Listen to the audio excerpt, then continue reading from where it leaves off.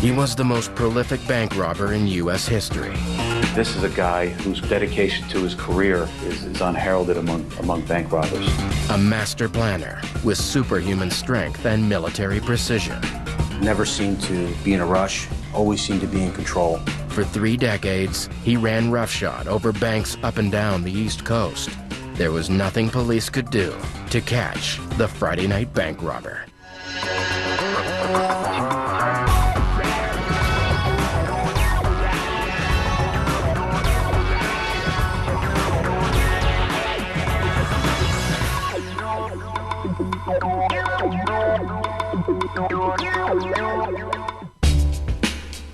In the 1990s, banks from Virginia to Connecticut were under attack. The robber always struck alone, and always on Friday, just before closing. January 1997, Philadelphia was in his sights. In a suburb called Lima, PNC bank manager Don Bressler was about to lock up for the weekend. It was Friday. Fridays are always a long day in a bank, and the first thing that you're looking forward to is 6:30 closing time. But it looked like they had one last customer. 6:29, I look up, I see somebody coming in, and then that person just started yelling.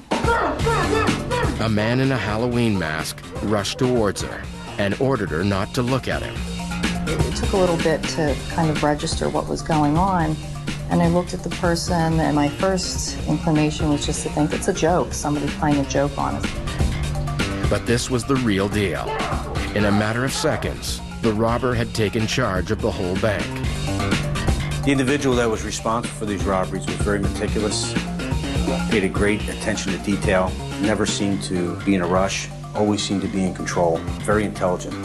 He just really seemed like he knew what he was doing, and that's what was really so kind of terrifying about the whole thing. With the staff subdued, the robber leapt up onto the counter and demanded cash. That's when I crawled off into a side office, and then I was able to call 911, that at least somebody would know, what was going on and that we would get some kind of help. It was a dangerous move. Don knew this guy was a pro. It just seemed like he knows exactly what he's doing. He knows this building so well. But then everything was over in a flash. It was just very quick and very easy, just hop over. He got his cash, he got his bag, he jumped back over the counter and just ran out. And I bet the whole thing didn't take more than probably a minute and a half, but it seemed just like forever. I can still kind of see it playing out slow motion in my mind. By the time police responded to the 911 call, the robber was long gone. A flawless getaway. Not a single clue left behind. No one could even give a good description of the man. All that stood out was the mask. Whoever he was, he seemed to have vanished into thin air with $26,000 in cash. Not bad for 90 seconds worth of work. But a mere drop in the bucket compared to the millions he'd already snatched. He'd hit at least 50 banks over the past 3 decades, and he always stayed one step ahead of the law. Friday night bank robber is someone who had eluded the FBI for many years. They believed that he was responsible for bank robberies up and down the eastern seaboard of the United States. Police scoured the criminal underworld for a shadowy holdup man. Little did they know, they were matching wits with an Ivy League graduate, tucked away in suburbia.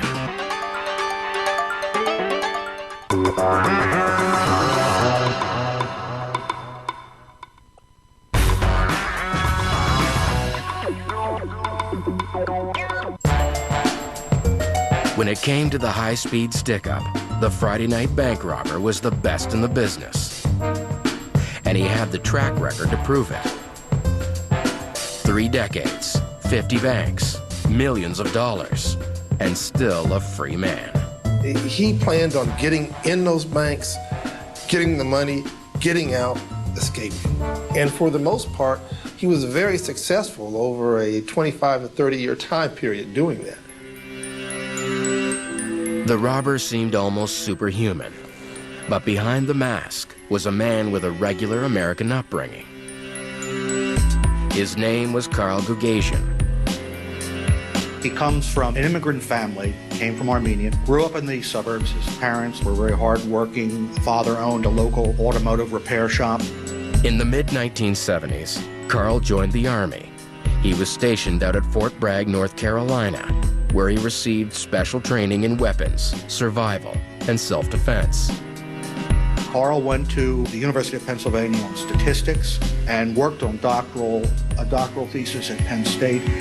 Fascinated by the laws of probability, and a great deal of it was, what's the risk? Although he'd worked as a statistician for Penn State, Gugasian made his living robbing banks. He even paid his taxes, claiming that his income came from gambling. In addition to his impressive brain power, Karl was a black belt in karate. All in all, he was an extremely accomplished man. And you would think that he could have been a success in any endeavor in life. So no, he was not your stereotypical bank robber, far from it. Gugasian perfected his art with impeccable skill. He read statistical books on probability. He studied maps in public libraries. He spent weeks planning every aspect of his robberies. First, he would select his target. Typically, they were rural banks off on a major highway. Traveling up and down the East Coast, Gugasian looked for banks that fit his requirements. He discovered that banks on the outskirts of cities have less security. It takes longer for police to show up, and after the heist, it's much easier to disappear into the landscape. And the banks were all located near a wooded area that had helped effectuate his escape. Gugasian also used statistics to help him choose the best day of the week to hit a bank. He always hit on Fridays, and always when the bank was about to close, the logic, I've been told, was that that's when they would have the most cash on hand in a given week. Gugasian selected the perfect bank, the perfect day, and even the perfect time of year to strike. The robberies occurred between the month of October to April during daylight savings time. That's the time when the weather would be cool enough that it wouldn't look unusual for somebody to be coming into a bank with gloves and heavy clothing on. Forever the good student, Gugasian did his homework. He knew every single detail about the banks he was targeting. He was very meticulous. He would do surveillance. He would watch for sometimes days. He would know who the managers were, who the employees were, who the main customers were. This was really an extensive effort. In the planning phase, sometimes he would sit outside of the bank from 7 in the morning, sometimes 5 in the morning, until he robbed it close to closing at 7 or 8 at night. Always trying to outsmart the cops, Gugasian opted away from the traditional getaway car. He had a van in which he stored a dirt bike, an off-road dirt bike, and he would park up to a few miles away from the bank that was his target bank. He would ride to within a mile or so of the bank and then hike the rest of the way in. He'd don his mask in the woods, then prepare for yet another dramatic entrance. He entered the bank 2 minutes prior to closing. Gugasian would run into the bank and immediately take control. His MO was to get the money fast. He always kept himself to a 3-minute limit. Every one of his robberies followed the same pattern. He would tell them, don't look at me, or something to that effect. He'd have a pistol, and he would ordinarily walk up to the teller station and leap up onto the counter from a standstill, which was really quite remarkable because these teller stations are often very high. And from that point, he would wave the gun and he would hit the teller drawers. And he would leave on foot through the woods and make his escape.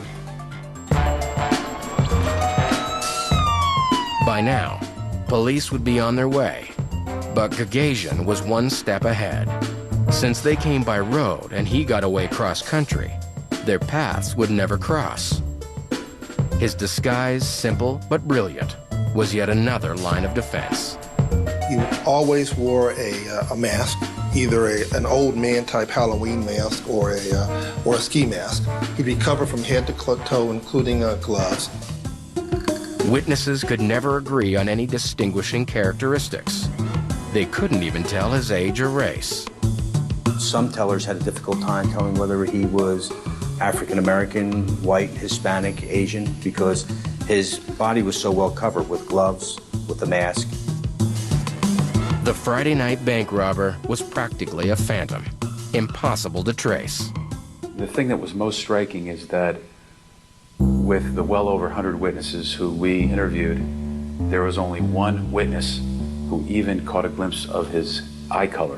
There were a handful of witnesses who knew what his hair color was. There was very little in the way of usable information in terms of what he looked like.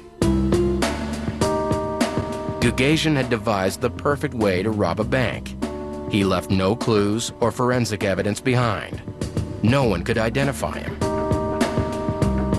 But specially trained profiler Raymond Carr had some theories about the man behind the mask. He was definitely a loner, someone who didn't boast about his accomplishments.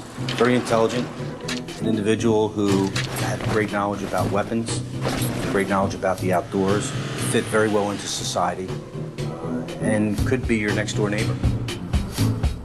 Raymond Carr dedicated himself to catching Carl Gagosian, and he was about to get closer to his suspect with a surprise discovery deep in the Pennsylvania woods.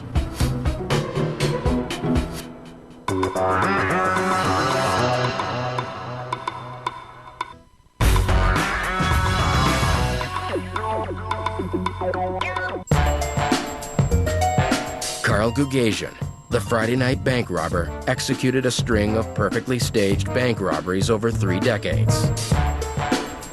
He was so clever, so disciplined, it seemed he could go on forever. But then, a fluke discovery marked the beginning of the end. 2 teenage boys playing in the woods in Radnor, Pennsylvania, stumbled across some PVC tubes and a drainage pipe. One of the boys noticed it, took it out, pulled out the cap, and out came maps, documents, instructions on how to clean a Beretta firearm. As fascinated as they were to see this stuff, I think they also realized this was pretty serious, and they went right to the police department that afternoon. The secret stash was packed with information. There were probably about 500 or 600 documents, and these documents range from locations of other bunkers throughout Pennsylvania and New York. There was also a list in these documents that listed 160 additional banks. There were bank surveillance notes. There were news articles regarding bank robberies. And there was more than just documents. 5 weapons, a couple hundred rounds of ammunition. There was some gun cleaning equipment. Local police were baffled. But after months with just one man in his sights, FBI agent Raymond Carr knew he was on the right track. Once I began looking at some of the documents and the things in the bunker, and around some agents and police officers, I said, I know who this is. And they say, who is it? I say, this is a Friday night bank robber that's been robbing banks since 1989, which is all we knew at that time. I've been studying this individual for 4 months. And after studying someone for 4 months, you get to feel like you know him. And it was just more of his MO, or more of him was just buried in the ground. The Radnor stash revealed clues which led police to Carl Gagosian.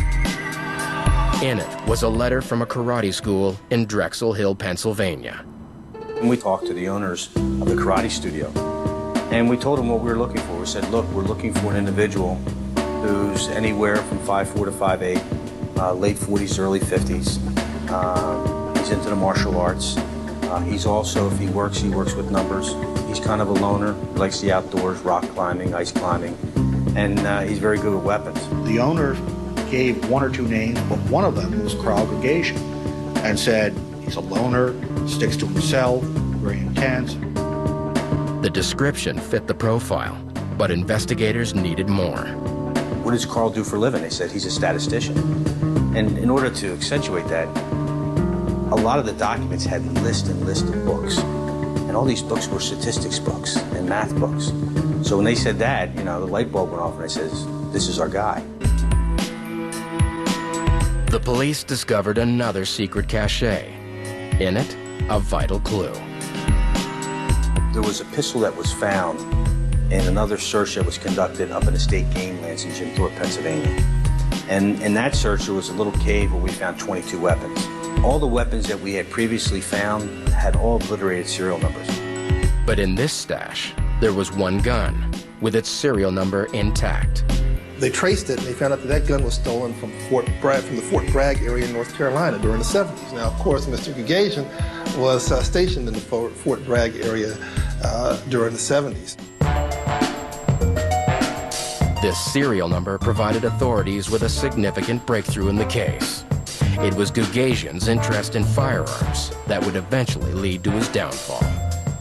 He seems to have had a fascination with guns from an early age and got into some early trouble with the law, and that was proved to be one clue that would lead Ray Carr and the FBI to link him up with all these bank robberies. Finally, the police had a concrete suspect. Now they could start running background checks. We got some fingerprints that were Mr. Gugasian's fingerprints, and they in fact ended up matching fingerprints that were on documents inside of the bunker. Agent Carr was determined to arrest the man who eluded him for so long.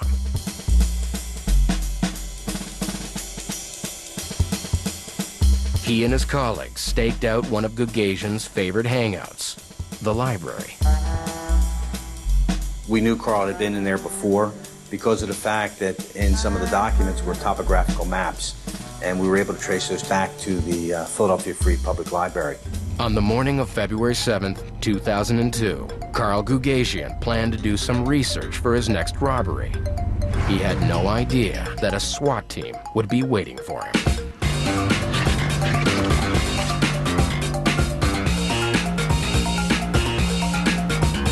When we arrested Carl, I think he was kind of stunned. Finally, Raymond Carr came face to face with the man he'd hunted for so long. He's everything I thought he was. As you get to know him and he gets to know you, he becomes comfortable with you. We talk about just about everything. Extremely easygoing. Not the type of high-strung person that you're used to dealing with when you think of bank robbers. The evidence against Gugasian was powerful, but still, not a single witness could place him at the scene of the crime. I think that we had a pretty decent case against him, and it was not without risk, because it was a completely circumstantial case. The FBI finally unmasked the Friday night robber, but would the prosecution have enough evidence to convict him?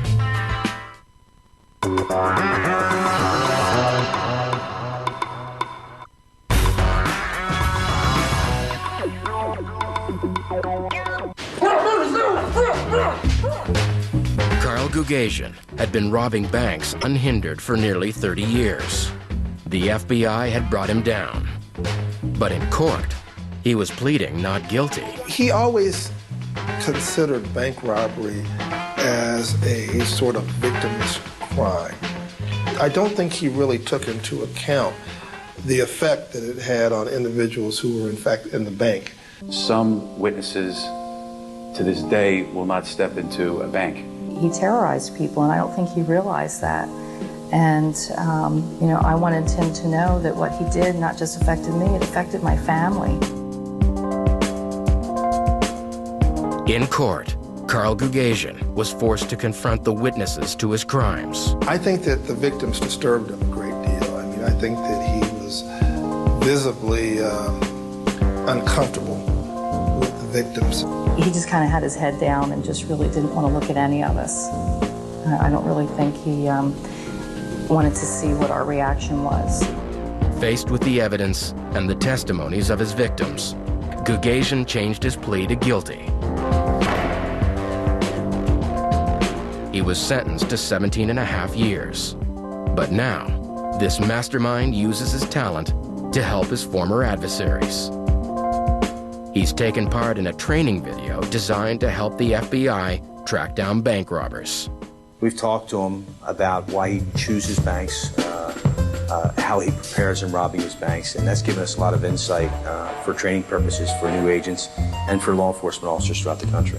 There's not anyone, I think, who's probably more qualified to talk about how bank robberies are executed or the mind of a bank robber than Carl Gugasian. He was a master at it, and I think we're fortunate that he was, in fact, apprehended. After almost 30 years as a criminal mastermind, Carl Gugasian is finally putting his skills to good use. And I told Carl, what you've done is bad, but now you have a chance to rectify and turn things around. And you're given this chance. Not many people are given that chance. And Carl agreed. And Carl has turned things around.